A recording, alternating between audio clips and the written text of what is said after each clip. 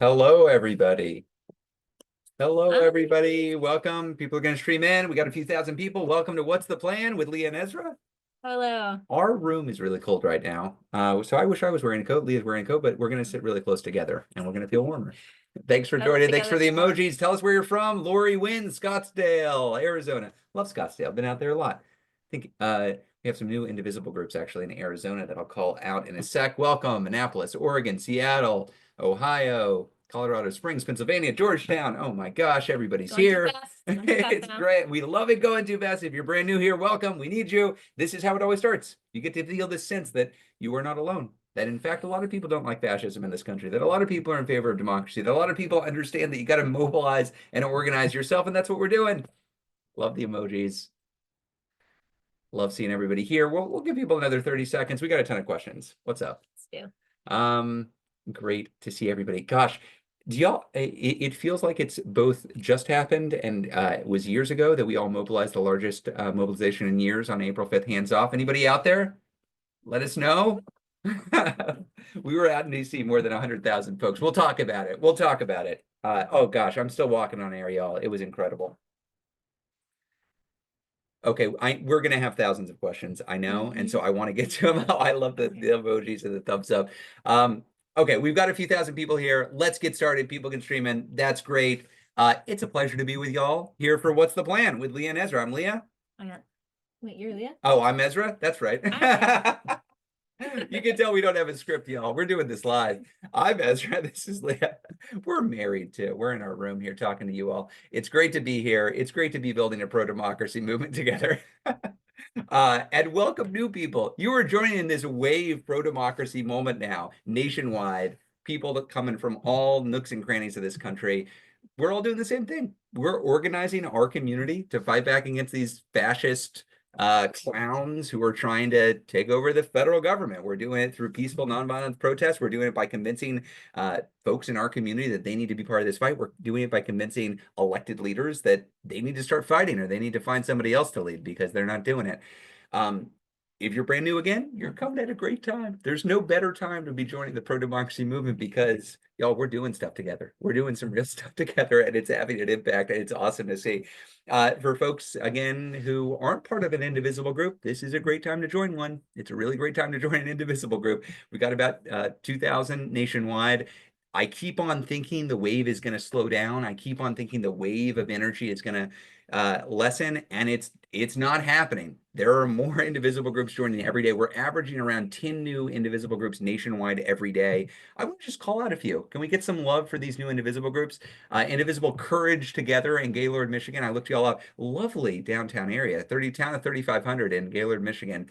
I'm curious what you all thought of Gretchen Whitmer praising Trump and showing up at the Oval Office yesterday. I was frankly a little bit surprised about that, but great to have you organizing your fellow Gaylord, Michigan residents, way up in the northern tip of Michigan. We've got Squirrel Hill Indivisible in Pittsburgh. Fun story. Leah and I's first wedding anniversary we spent in Pittsburgh. Had a lovely time. It was great. Sarita, Arizona Indivisible, about 30 minutes south of Tucson. I saw the first person to post here was also from Arizona. We've got a really strong Indivisible network in Arizona. Y'all are just all over that state. It's very cool. Sanders County Indivisible over in Montana. I think we had 17 hands-off protests in Montana across the whole state.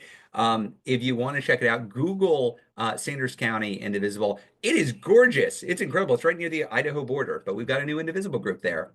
So cool to see. And then I do want to call something out because one thing that we're experiencing right now is just tons of new Indivisible groups, people who had not organized before starting their Indivisible groups. That's great. But another thing that we're seeing are Indivisible groups that were active years ago reactivating after they went dormant. That's also great. So a couple of these that I saw come in this week.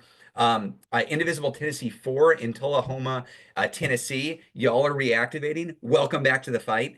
Y'all are between Nashville and Chattanooga. Beautiful waterfalls. Chattanooga really took my breath away. I love Chattanooga. It's a really cool place. And that whole part of Tennessee is just absolutely gorgeous country. And then Rensselaer County, hopefully I'm pronouncing that right, in New York, just right next to Albany, also reactivating. I remember vividly an Indivisible leader telling us when the choir keeps singing when one of us takes a breath. welcome back. We all kept on singing. It's good that you took a breath. Welcome back to the movement. Thanks for being here. Leah, what are we doing here? How do these calls work? Okay, so we are gonna do mostly live Q&A, assuming we can make our monologue a little bit shorter than usual. This is gonna be mostly live. So if you have a question, please use the Q&A box in on the bar at the bottom of the screen. That's where we're gonna be pulling Q&As. You Yep. can upvote questions that you see that you want answered. We're gonna pull mostly from the top of the queue. So please be sure to upvote the things that you think are going to be most pressing for you to hear a question on. We're also going to pull some stuff from what people submitted in advance. This is going to be recorded. Links will be sent out to everyone who registered. We will also post all the links in the chat. We're going to post all the links in the chat that we reference as we go along. We're also going to send all those links out. So if you miss it in the chat, not the end of the world, you will get it in the follow-up email. We are going to keep doing these as long as people find them useful, considering that they are bigger pretty much every time we do one. We think people find them useful, so we're just going to keep going. And then finally, just a note on the chat box, we're all going through a really hard time right now. We are all holding a lot. It's natural to feel pretty emotional. People can feel scared or angry, all of the things. We want to try and keep the chat box as collaborative and constructive and supportive as possible. We can disagree with respect. That is okay, but we want to disagree with respect so that we can organize together. A note on disagreeing with respect. Another group of people that I want to welcome here are our MAGA infiltrator friends. Yes, indeed. We are so big that we got some MAGA folks who are like, what are those folks up to? Good news, we organize in the open. This is how we do it. This is how you build a pro-democracy movement. We're not hiding anything. We're all here. So I look forward to seeing clips of me and Leah circulate on right-wing media. That is fine. That is how this works. It's because we are effective. If folks are familiar with the saying, first they ignore you, then they laugh at you, then they fight you, then you win. We're one step from winning, folks. We're one step from winning. They are coming at us because we're effective. Happy to be here with you all.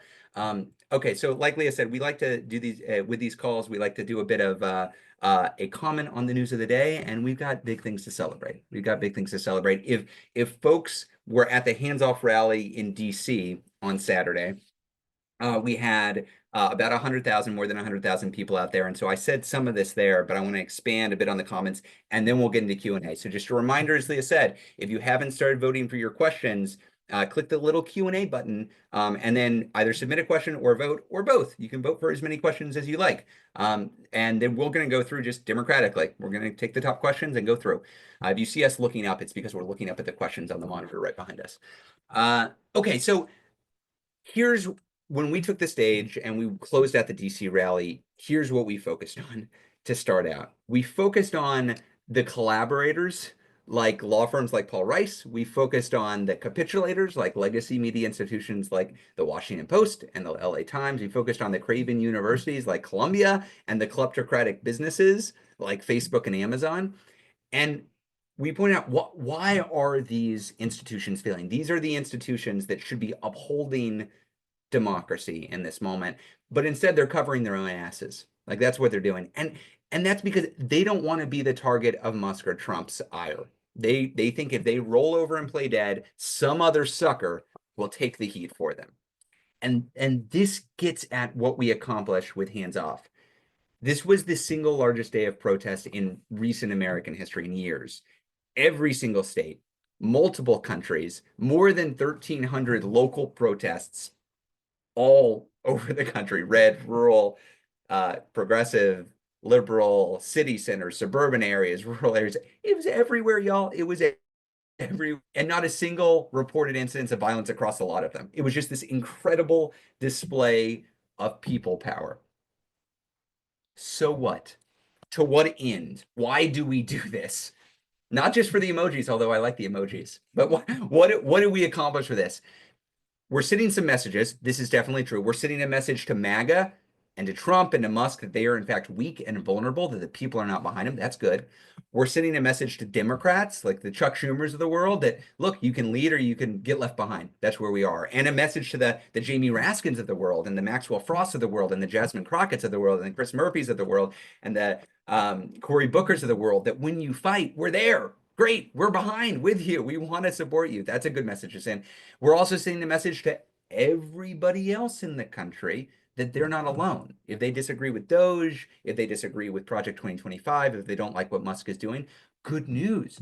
There are tons of people around the country who agree with you. We just demonstrated that. We're not just telling you that, we're showing you that. Those are important messages. So yes, we accomplished that, and that has good knock-on effects. But I think the really important umbrella accomplishment of all of this is that we're shifting people's time horizon.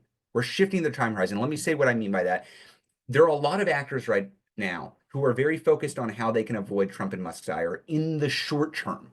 In the short term, they are acting as if, well, Trump is inevitable and resistance is futile, right? That is how they are behaving. I've got to protect myself right now in this moment because, oh my gosh, Trump is here. He is threatening, and it's always going to be this way. He's just going to roll over us. What we did with this incredible display of people power is we're reminding people, we're reminding these institutions, we're reminding these elected officials, we're reminding all of them that they shouldn't just be worried about this immediate moment. They should be worried about who they are going to be once Trump is gone and once democracy reasserts itself. Because we are showing them that that day is coming and it is not that far away.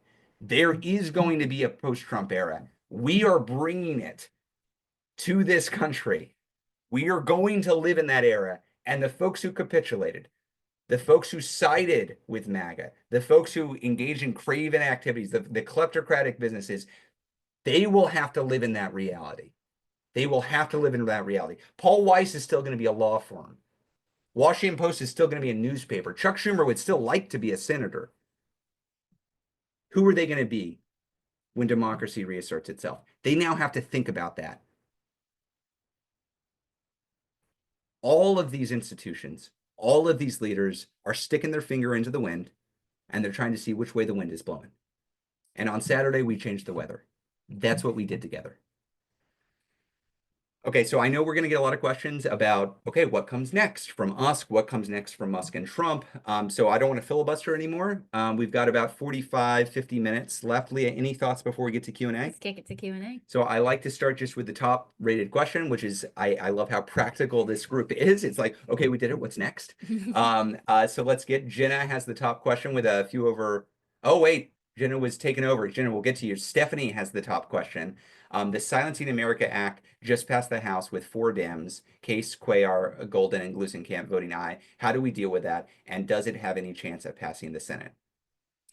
Great question. Yeah. Yes. So our assessment is we have to continue to push back. First of all, yay on everybody else in the Democratic caucus, boo on those 4.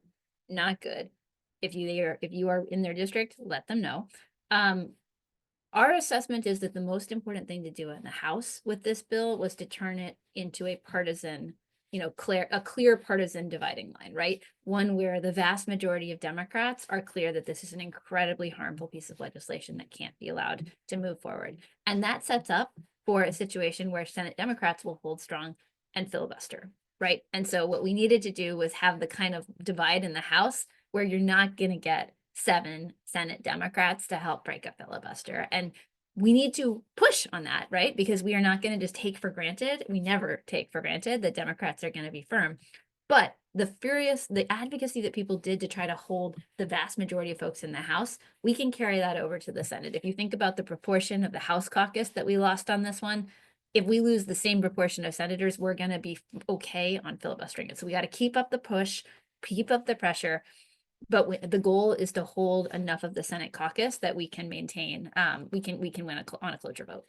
And let me just expand on like a practical thing. Like, what do you do when your House Democratic member is disappointing you, right? Is voting with MAGA, is voting with the Republicans, is capitulating.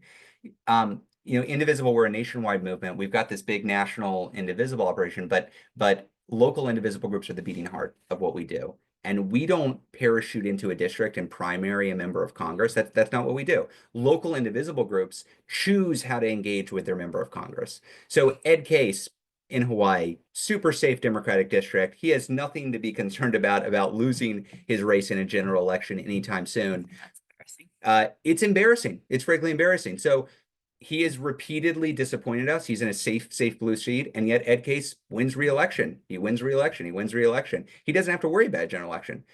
If you want to primary Ed Case, you shouldn't talk to me or Leah. If you want to primary Henry Cuellar, who's one of the worst Democrats in the House, from down the street where I grew up in Texas, don't talk to me or Leah. Local indivisible groups, local groups have to say, hey, you know what?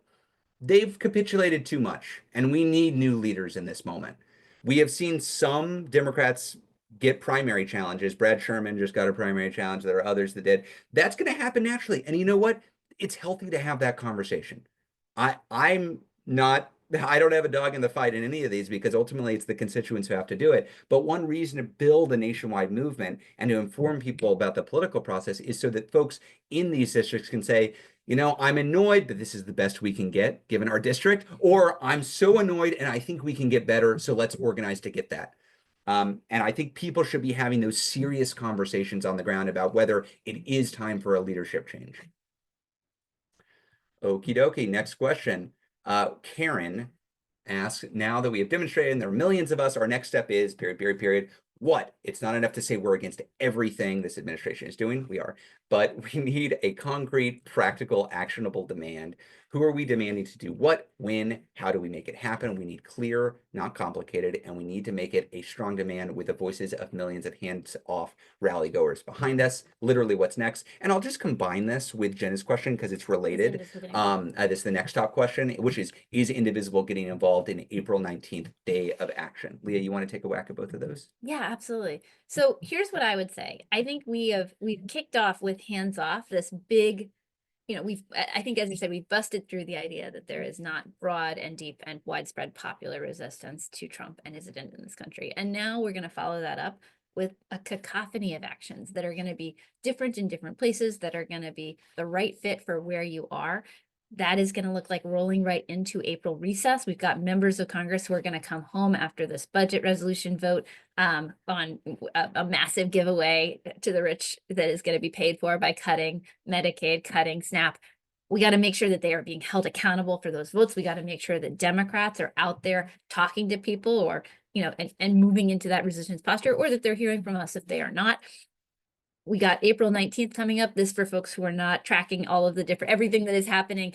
The 50-51 movement has called for their next day of action on April 19th. I know a bunch of indivisible groups are throwing in with that. I know that a lot of people have developed, working collaborations around the country. I think that's awesome. Yep. So we're not going to, organizationally, Indivisible is not going to make that a major push on our end. We're, super supportive of people who are participating. It's not we just have so many different things that we want to be supporting at the same time. So there'll be folks who are out and doing actions and doing acts of service and all of the above on April 19th. We also got Earth Day actions. We've got May Day actions coming up. We're going to be partnering with our friends in labor in the immigrant rights communities on May Day to make sure that there's a big push around what billionaires are taking from all of us and how they are threatening all of us. What we think is important in this moment is to really just continue the momentum across a whole host of different places, because what we got to reestablish is that protest is in the air. People are fed up. People are going to show up wherever they are and keep pushing back. Now, I want to circle back to Karen's ask around kind of, we need one central demand. I think there's a few things that are going to be central demands, and there's a few places where we are going to collectively throw in, right? I want to name hands off was constructed specifically to allow us to all tell a collective story of what is going on here, right? Because everything that we care about is under threat. We can't have just one demand that's like, fix this problem.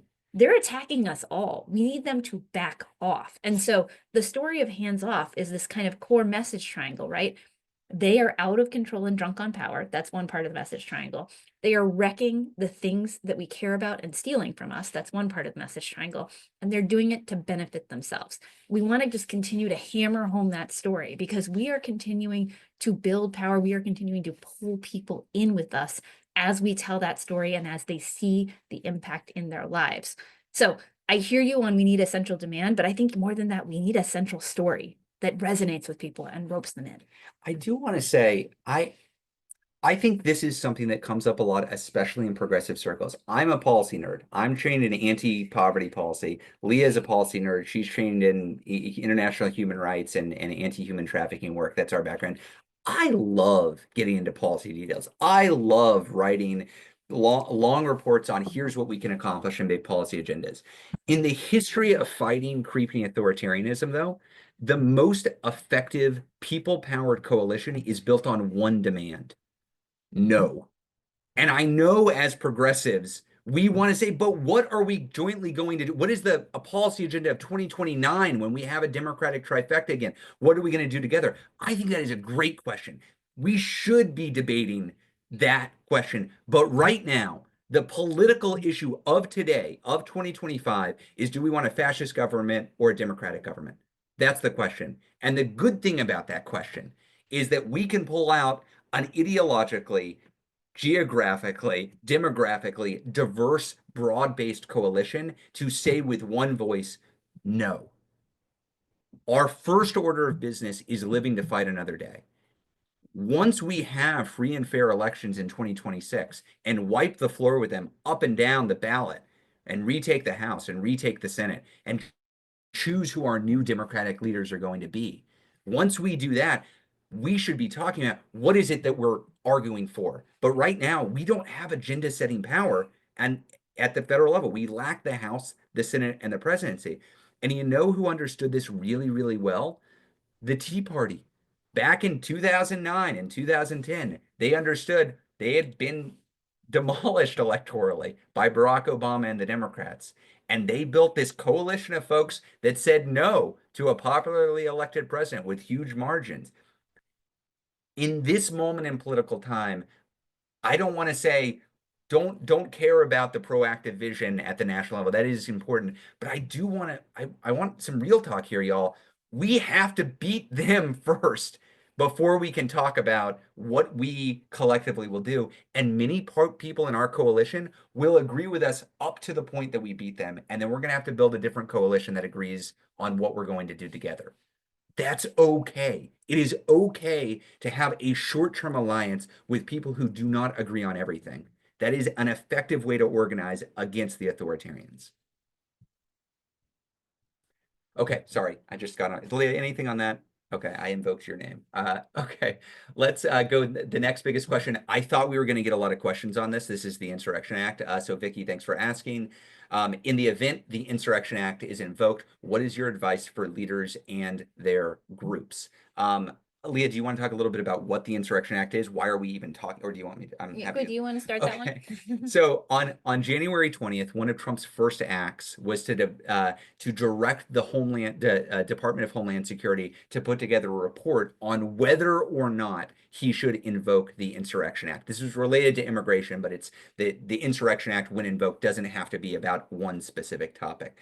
And he gave the Department of Homeland Security 90 days to get it done. So why are we talking about April 20th as the deadline by which they might declare invoke it? Because of that, because we expect the report to come from the Department of Homeland Security by April 20th.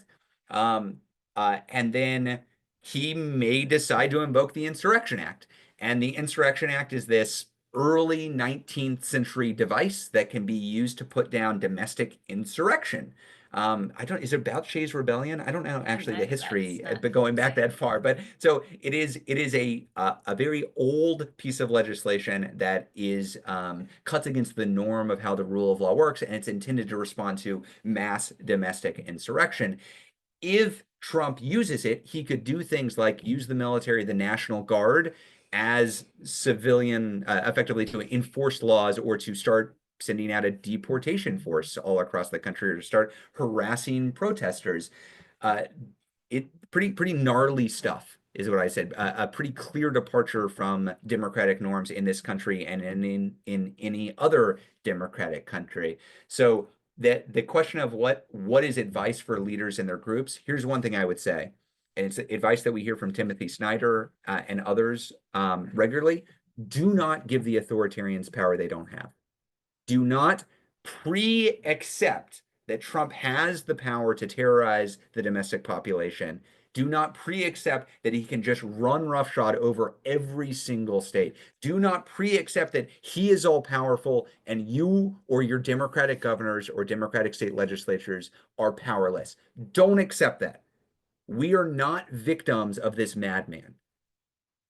We are actors in this fight for democracy. We have control of what we do. Okay? So start there. Secondly, before we get to this point where he might be invoking obscure laws to crack down on peaceful protests, we need to demonstrate as much and as clearly as possible that peaceful protest in this country is just like apple pie. This is just out there. Everybody's doing it. It's the most normal thing in the world to spend a Saturday protesting for democracy. That's why April 5th is important. That's why Earth Day is important. That's why April 19th is important. That's why May Day is important. That's why the next major national display of people power will be important. It's got to be normal, y'all. Everybody got to be talking about this. Yeah, showing up. Yeah, we're going down to the state house today. Going to go protest for democracy because they're doing yada yada yada. That's got to be normal. So the organizing we're doing now, funneling energy into this movement, is itself protective against any kind of overreach that Trump will do. Third, as we get closer to the date, we're going to need to develop more specific tactics and strategies to respond to specific scenarios. So this means, let's say you are in a democratic state that has currently control of the National Guard within the state. What can the governor do? What can the state legislature do? What are your specific asks? Where you have leverage? Congress will not listen to you on this right now. The Republicans in Congress won't. Your Democrat state legislature and attorney general and governor, they could.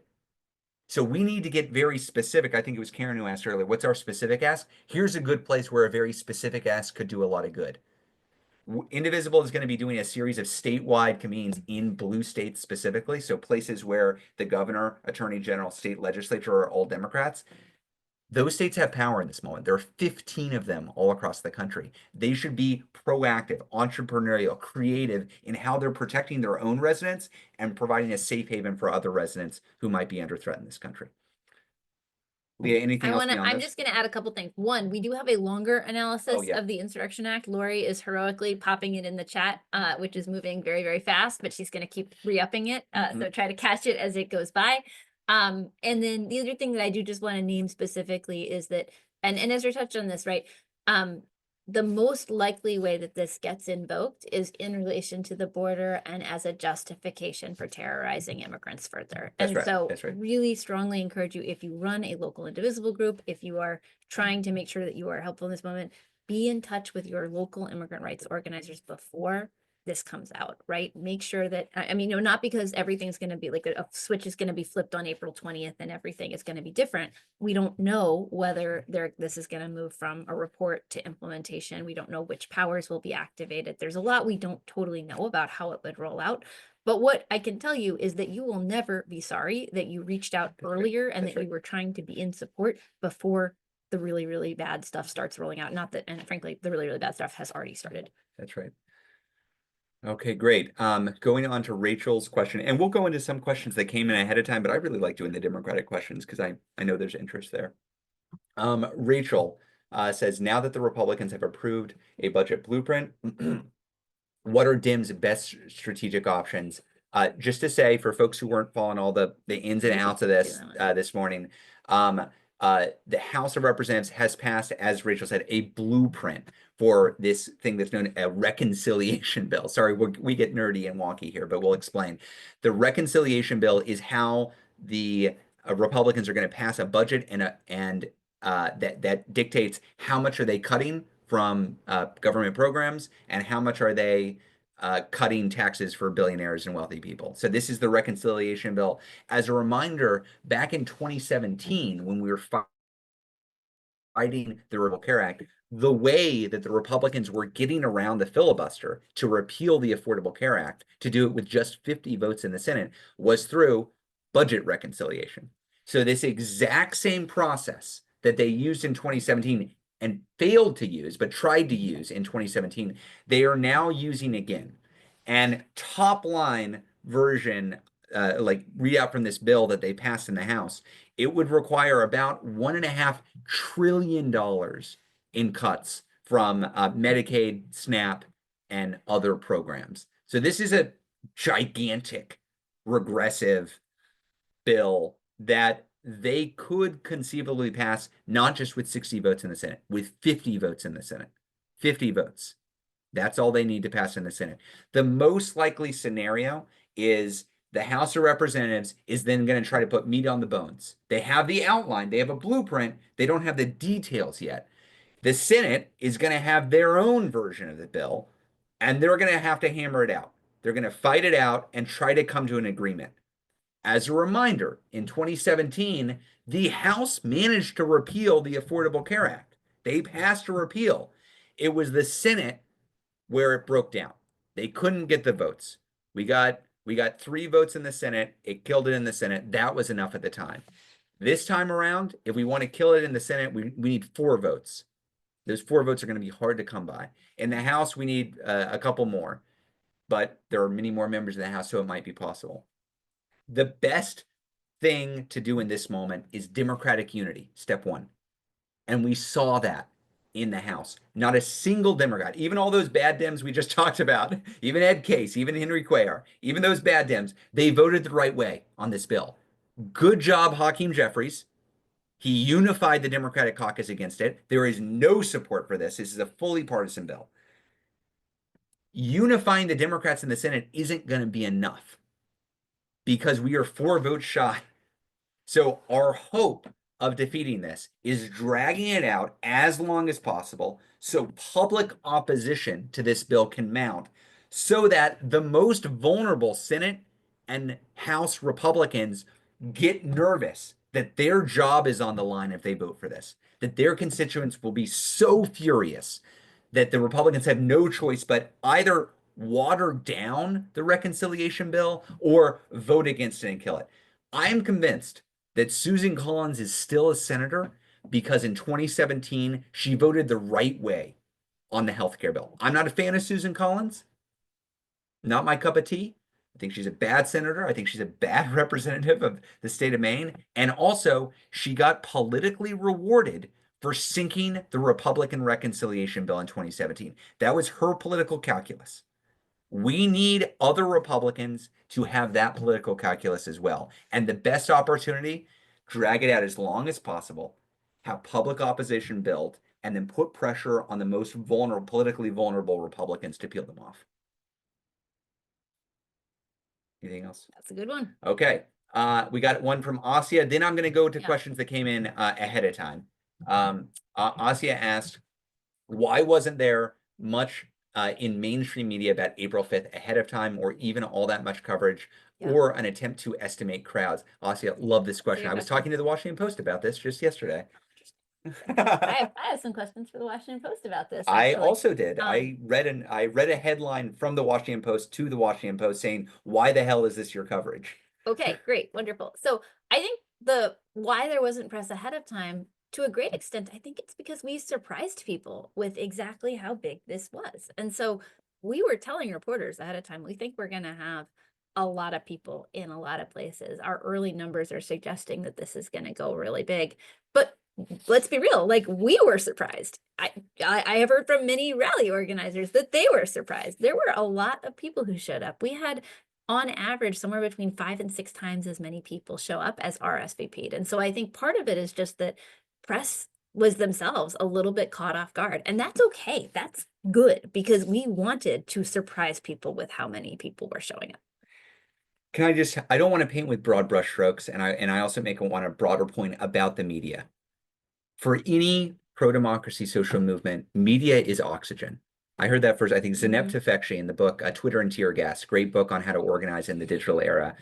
Media is oxygen. It's good for getting attention for your actions, which puts pressure on the electeds, and it's good for advertising to the general population that they can be part of this. So I don't want to say, oh, media is important. It's very important. It is actually very important that what we do gets noticed, because that's how people learn about it. That's how the impact is seen. Not everybody in corporate media or in the mainstream media missed this. I would give a lot of credit to Rachel Maddow who Yep. not just, we launched it on Rachel Maddow's show 3 weeks ahead of time. She consistently covered the protests in the weeks leading up. The day before, I was back on talking about what was to come the next day. So there are individual journalists as part of the traditional media ecosystem who are really good on this and actually cover what was happening. Sarah Wire over at USA Today It's done great work. done great work. I think one of the few journalists I talked to in the wake of the election who actually talked to people on the ground. So there are good individual journalists within that ecosystem.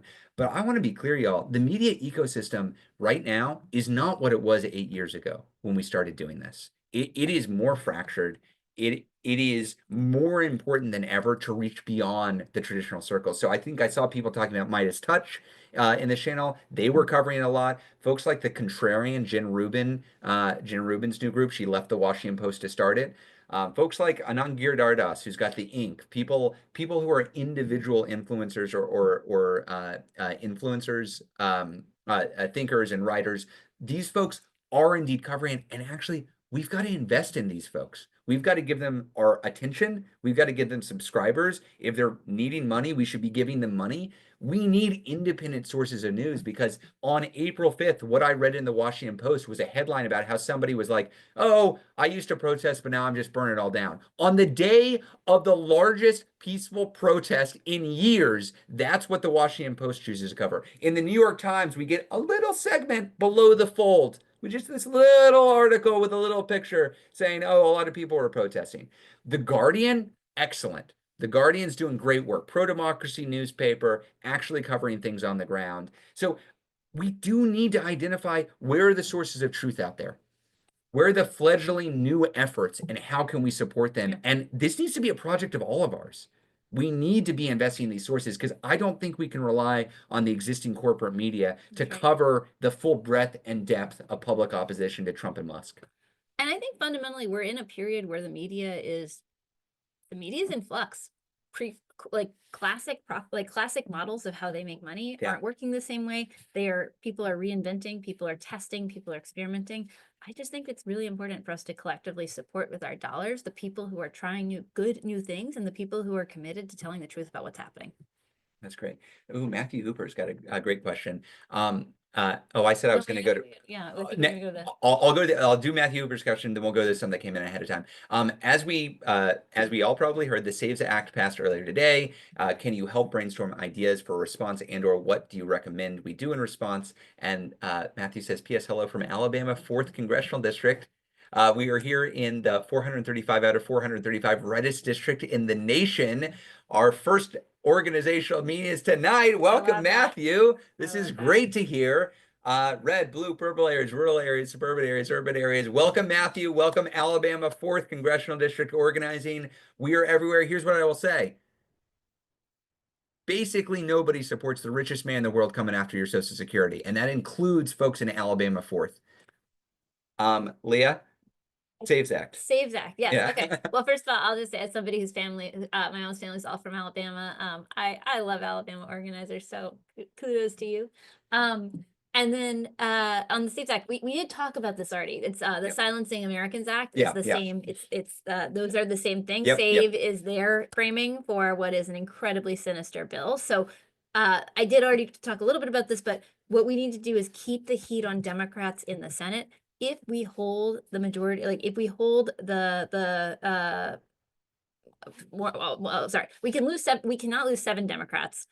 If we hold those folks together, we're going to be able to maintain a filibuster on this bill and it will not be able to move forward. So we just got to keep the heat on. I mean, we should also keep the heat on Republicans because it's terrible, but the way that we're going to block it is by holding that Democratic caucus united. Yep. Okay, so I promised I would go to some questions that came in ahead of time. We got a few questions about what came next, but I think we've basically we've covered a few of those things. We got a few questions ahead of time on the Insurrection Act. We've covered that as well. Let's go to this. This is a question we get, and I think it's good to keep on asking it and then trying to answer it. Susan from California asked, how do we get more Democratic elected officials to take public action and speak out? And let me just say, Leah, I'm going to set up, I'll use up some time and then set you up to give a rousing response. For months, y'all, we heard from a lot of Democratic leaders, what do you want us to do? We're in the minority. We have no power. There's nothing we can do. You should just be talking to the Republicans. Months of this, of Democrats in the Senate refusing to withhold unanimous consent, or Schumer refusing to whip folks against nominees that Trump was putting up. Literally just this week, a whole bunch of Democrats in the Senate voted for the Canadian ambassador. We see House Democrats occasionally voting for Republican bills or co-sponsoring them. But here's what we saw after April 5th. What we saw were Democratic senators putting additional holds on nominees from Trump. We see more House and Democratic senators coming out and saying, we want to show up at town halls in Republican districts where they're hiding. Even before April 5th, Cory Booker reported live to the world he had been being pushed by his constituents to fight back. So what did he do? He went and gave the longest speech in history in the Senate, breaking a Southern segregationist record. So this idea that Democrats are powerless because of their minority is bullshit. It's an excuse, and it's one we shouldn't accept. And also, when we have a senator like Blumenthal or Schatz or Booker who hasn't yet been doing everything they could, but then does something incredible, we've got to celebrate them, y'all. We've got to give them positive reinforcement. There needs to be sticks and there need to be carrots. So we should be criticizing the Dems who vote for a bad Republican bill or a bad nominee, and if necessary, if the locals want to, primarying those Dems. And when the Dems do good stuff, celebrate them. We want a unified opposition party right now. That's what we're trying to build. That is what we're trying to build. And so if you have a Democrat come out and lead, it's really important to say thank you and show that they've got support. Leah, other thoughts on getting Dems to fight back? I think you nailed it. Oh, wow. Look, I mean, I think that's I'll what take it is. Got to give them push positive reinforcement and negative reinforcement, as the case may be. I want to go to the deportations and disappearances question. Oh, great. From who? Oh, from Chelsea? Okay. That's the next one. Great. With the horrific deportations/disappearances, one, what can Indivisibles do to help free everyone? And can we do anything directed at the Supreme Court? And two, do you know other orgs or resources we can plug into to support? Thanks for the question, Chelsea. Yeah, absolutely. So I want to name multiple. It's a sign of exactly how horrifying things are that we are talking about a bunch of different kinds of, a bunch of different deportations and disappearances at the same time. There has been the flight of men who were brought from Venezuelan men, asylum seekers who were taken to an El Salvador gulag, and I use that word very specifically. It's a incredibly horrific prison. Yeah. The vast majority of the folks but there is no evidence whatsoever that they were involved in any kind of criminal activity. These are innocent fathers from all over the country who have just been swept up and taken and deported to a third country, or taken to a prison in a third country. This is horrifying nightmare shit.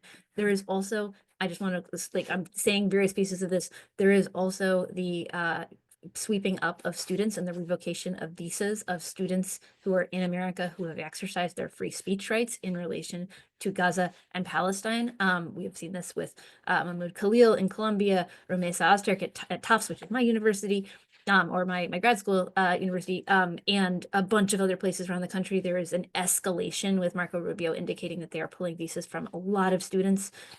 All of this is part of, again, an administration that is out of control, doing wildly illegal stuff, fighting it out in the courts and rejecting, as the courts attempt to restrain them. It has moved, as I think is noted, to an initial Supreme Court ruling while they're trying to hear the whole thing. I would say the first thing that we need to be really clear about is we have not had the wholesale societal pushback that we need to have here, right? Some Democrats have been forward leaning on this. A bunch of them have not. I don't know if other folks read Senator Schumer's kind of interviews during his press tour, in which he was asked to comment on the Mahmoud Khalil case. And there's a set of Democrats that have kind of gone with, oh, well, that seems like it's bad if that's what's happening. I don't know. We need wholehearted defense of liberal norms, of democracy, of freedom of speech. Understand this is a civil liberties issue. We also need to be really clear that a government that feels empowered to do this to Mahmoud Khalil is a threat to every single one of that. And we need to feel that in our bodies, that this is a full-scale threat to the basic civil liberties in this country. And we need to expect and demand that of our representatives, because that is part of how you create the political climate in which the courts are emboldened to hold the administration accountable, and are emboldened to demand very basic adherence to the rule of law. So I would say the first piece of this is just making sure that our own electeds understand that we see this as a core and fundamental freedom and civil liberties issue, and that we expect them to be out front. And we do not care if this is not the like top polling issue on their little like polling of, you know, whatever this week. We need them to be standing for democracy and liberal norms, not just saying lower prices, lower prices, lower prices every day. It's not that lower prices aren't important. It is that we actually need to hold the whole of what is happening in this country in this moment. But so can I push a Yeah. little bit? Mhm. So Chelsea asked specifically, can we do anything directed at the Supreme Court? Yeah. And do we know other orgs or resources we can plug into support? My take on the Supreme Court is, I'm sorry, frankly, probably not much. John Roberts is not that susceptible to public pressure in that way. The best thing that we could do for the Supreme Court is show up on like an April 5th to demonstrate to John Roberts again that there is a post-Trump era and it is coming soon. But I don't think that is the best place to direct pressure because they're not elected officials, they're lifetime appointees. You're probably not going to get a lot of traction out of specifically like coming to DC to protest the Supreme Court. They don't move in that way. But your elected officials do have to seek reelection. Your elected officials are going to have to ask for your vote. They can be pushed. They need to hear from you that you care about this and that this just isn't a side issue. But as for other orgs and resources, Yeah, I mean, so obviously folks like the ACLU are doing a bunch of organizing in the legal litigation around some of these cases. I would also just think about, who do you have reach into? Are you an alumni of one of the universities yeah, that is right. having this happen? Because, or do you know alumni? They need to be feeling the heat. What are they doing as their own students are being taken off the streets, right? Are you part of the legal community? Do you know the lawyers who are doing a good job or a bad job right now? Are you talking to your elected officials? What we need to, again, be doing, I'm not confused about whether John Roberts is like on our side. What I believe we can do is create the conditions in which the Supreme Court believes that for its own legitimacy, That's it right. has to uphold some very basic norms and, you know, laws in this country. That's right. Excellent, excellent. And I also appreciate the person who said, Ezra, with due respect, I think you're wrong. I respect that. We can disagree. Like I think it is You're wrong okay about for what? pressure on the Supreme Court directly. I think it is okay for us to have respectful disagreements. That is great. And it's going to happen. Terry asks, what's your take on the new DC war, quote unquote, war room operation? Have you seen the new DNC warning I think operation? the fact that both Leah and I have to look at each other and say, have you seen the DNC War Room operation is a bad sign that it's not yet having the impact that we would like to see. I I would like to see unified, proactive, aggressive messaging operation from the Dems. I that would be a good thing. And also I want to be clear, we shouldn't wait for that to come from somewhere else. It's not just going to materialize somewhere else. The folks that we have seen out there making the strong case and getting a lot of press, these are folks like, you know, a Jasmine, we've listed them, but a Jamie Raskin, a Jasmine Crockett, a Chris Murphy, Maxwell Frost, etc. They are going out and making the case and getting attention. That is really good. It is going to be difficult for the Democratic Party to have one central lead spokesperson out there because there is not currently a leader of the Democratic Party. There is a debate about which direction the party should go, and that debate will go on and on and on until at least 2027 after we retake the House and or Senate, and probably straight up until the presidential election chooses a nominee. In the absence of one unified leader out there who's going to say, hey, everybody, we're talking about this today, and everybody following it, it's up to the grassroots to mobilize and organize and be out there driving the conversation. It really is important. So when Leah says we need to convince our elected officials to take seriously the disappearing of protesters and immigrants who are in our country, that's because if we don't do it, that might not become a major part of what the Democrats are talking about. And that means that Trump and the Republicans will have an easier time pushing forward on that. The reason why we think it is important for us to show up in defense of trans kids who are being targeted is because if we don't do that, there are a lot of really smart politicos inside the DC Beltway who will say, well, I looked at the polling and it says that nobody is saying trans kids under attack is the top issue, so therefore we shouldn't ever talk about that. And the result of that is, one, morally reprehensible outcomes with more trans folks being directly threatened and harmed by this administration. And two, a lot of people will come to the conclusion that Democrats don't practice what they preach, that they shouldn't actually be trusted to lead because when given the chance to fight for those under threat, they chose not to. So I think it is morally reprehensible and politically damaging. And if we're waiting for other leaders to lead us in that direction, we're going to be let down. And I endorse. I also just want to say this is happening across a host of issues, right? So there is an entire Trump administration attack on various parts of the federal government that they are framing as DEI. It's actually an attack on civil rights. It's an attack on integration. It is an attack on kind of the basic integration of the federal government. It's an attack on history that reflects anyone other, or the contributions of anyone other than white men. So I think that there is a tendency for Democrats right now to sort of back off and have perception like, oh, well, this is where we are. We are going to focus only on the thing. We're going to look at the top polling issue and we're going to only say that over and over and over again. And we're not going to be responsive to the attacks that are going on. And what that causes is for people to feel like you're not actually paying attention and you're not clear on the scope of the crisis and you're not there to have their backs. And so we've got to be really clear in naming and pushing back on the ways that we are under attack. That's right. And we can encourage that. We can encourage that with our adulation that we give, our attention that we give or don't give, with our donations that we give or we don't give. There is a divide in the party about how to pursue this campaign.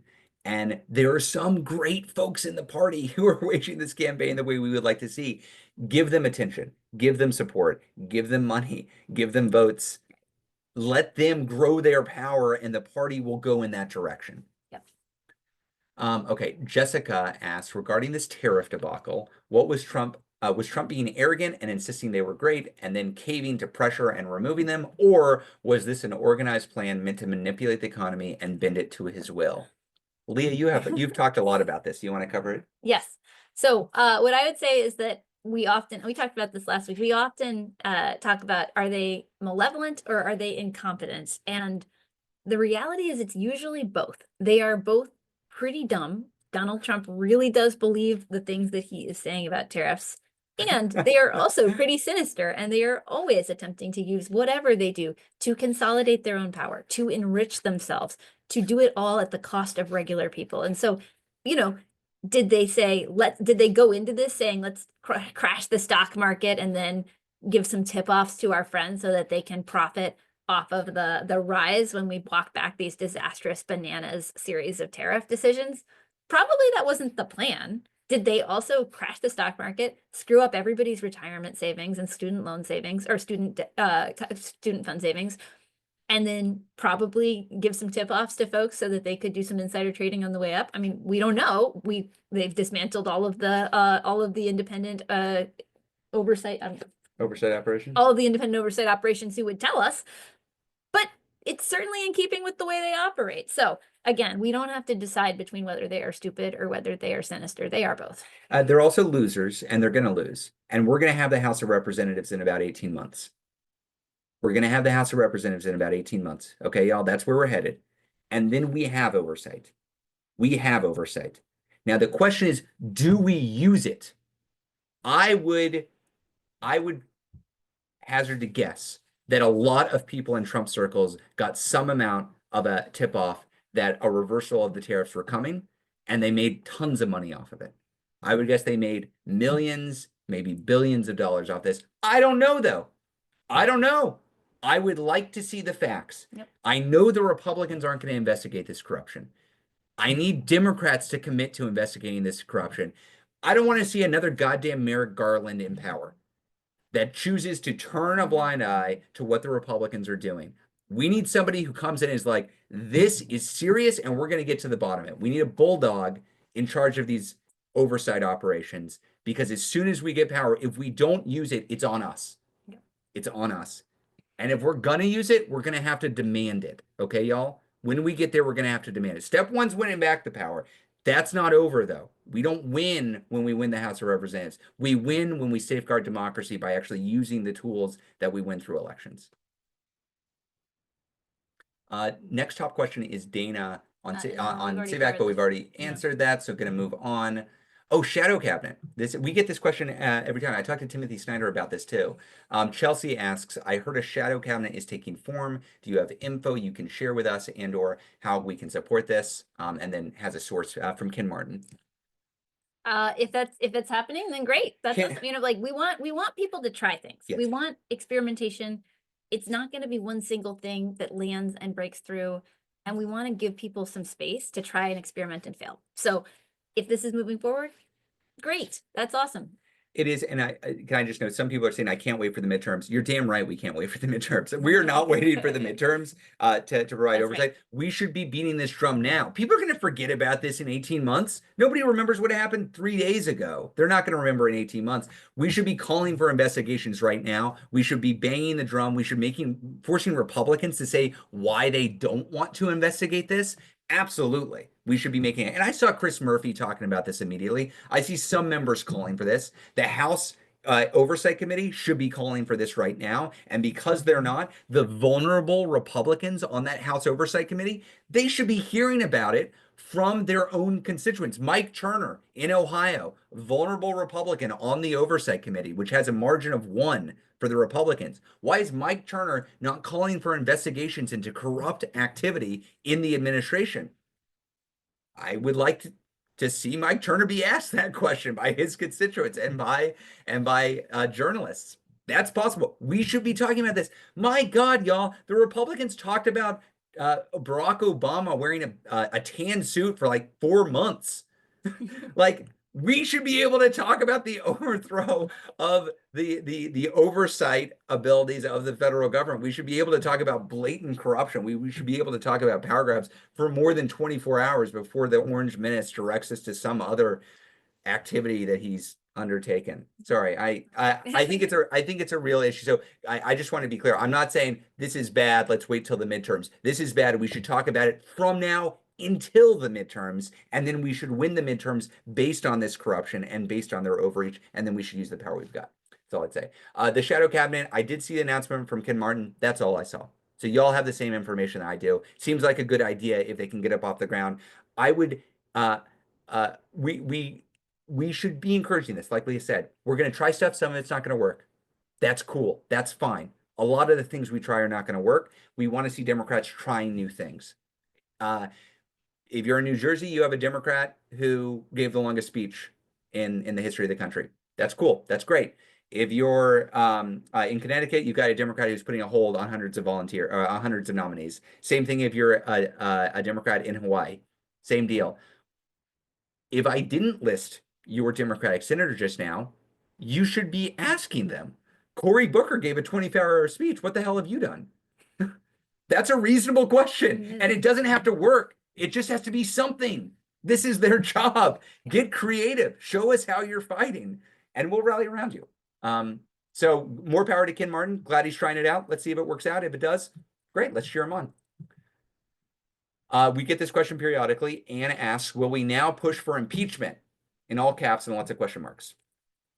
Yeah, impeachment question. It's a question that comes up a lot. And I want to say, we're going to talk about strategy on this, not kind of like, is it merited? There are so many crazy things that absolutely would qualify you for impeachment that have already happened in just the space of 90 days. So this is not a question of whether it's merited. It's a question of what's our strategy for ultimately recovering the conditions of democracy in this country. And our analysis is that during this time, where we really want to lean in and strategically focus is on issues that unite our that build a big pro-democracy coalition and that fracture their coalition. And so when we're thinking about where are we putting our oxygen, where are we putting our focus, it's about how do we do harm reduction and how do we build a bigger coalition on our side. When we focus on the hands-off demand, when we focus on Elon Musk and Doge and the harm that is rolling out to regular Americans all over the country, what we're trying to do is pull some of those folks who we lost to the couch, pull some of those folks who we lost to to Trump in the past election, and let them know, hey, over here, come over here, join us, advocate for the things that matter to you. We're all being impacted by what is happening, and there is a home for you here on our side. That's really important. Our analysis, and when we're doing advocacy around other issues, we're trying to mitigate harm. We're trying to stop the immediate harm that is happening. Our analysis is that impeachment both doesn't necessarily mitigate any of the immediate harm that's rolling out to people, and is also not the issue that you lead with to pull people in, because we want to focus on things that offend people morally or hurt them personally in order to pull them to our side. Yeah. I want to skip to Karen's question because I know we're just about at time, and I think it hits on the survey that we're going to follow up with you on, which I would love feedback. She says April 19th is too soon. It will weaken our impact to have mass mobilizations too frequently. For folks who have been on these calls, you're going to receive a survey. Actually, we're going to do it early this time, so it'll come today after this call. And my question was something along this lines, which is, thinking about your community that is mobilizing, I want to know, are you raring to go? Are you like, yeah, when are we going out again? Let's do it. We're ready. Are you like, well, I want to be ready, but we need to recharge a little bit? Or are you still trying to figure it out? So you can answer here if you'd like, but I'm going to send out a survey and we'll get maybe thousands of responses, which will help us gauge where the movement is. I will say it is okay if April 19th does not achieve the mass show of people power that we saw on April 5th. We don't need to expect it to.